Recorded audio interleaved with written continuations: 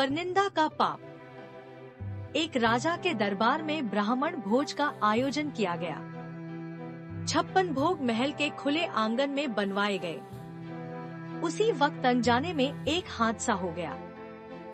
खुले में पक रही रसोई के ऊपर से एक चील अपने पंजे में जिंदा सांप दबोचकर निकल रही थी। सांप ने चील के पंजों से छुटकारा पाने के लिए फुफकार भरी और साथ ही जहर उगला।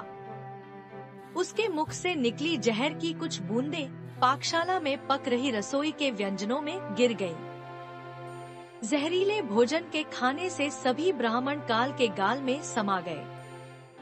जब राजा को इस बात का पता चला तो ब्रह्महत्या के पाप ने उसको दुखी कर डाला। ऐसे में सबसे ज्यादा मुश्किल खड़ी हो गई यमराज के लिए कि आखिर इस पाप का भागी कौन है और ब्रह्महत्या के पाप के लिए किसको दंड दिया जाए। सबसे पहला नाम राजा का आया, क्योंकि राजा ने ब्राह्मणों को भोजन के लिए आमंत्रित किया था। यमराज के मन में दूसरा नाम आया रसोइये का, जिसने ब्राह्मणों लिए महाप्रसाद तैयार किया था। राजा को तीसरा ख्याल चील का आया, जो सांप को पकड़कर ले जा रही थी। सबसे अंत में यमराज ने सांप के पाप पर विचार किया। लंबे समय तक यमराज अनिर्णय की स्थिति में रहे कि आखिर ब्रह्महत्या का दंड किसको दिया जाए।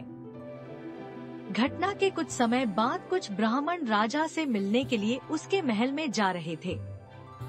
ब्राह्मणों ने एक महिला से महल का रास्ता पूछ लिया। तब महिला ने ब्राह्मणों को रास्ता बताते हुए कहा, देखो भाई, जरा ध्यान से जाना।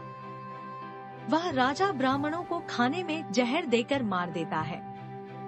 जैसे ही महिला ने यह बात कही, यमराज ने फैसला कर लिया कि मृत ब्राह्मणों के पाप का फल इस महिला के खाते में जाएगा और यह दंड को भोगेगी। यमदूतों ने यमराज से पूछा, प्रभु ऐसा क्यों?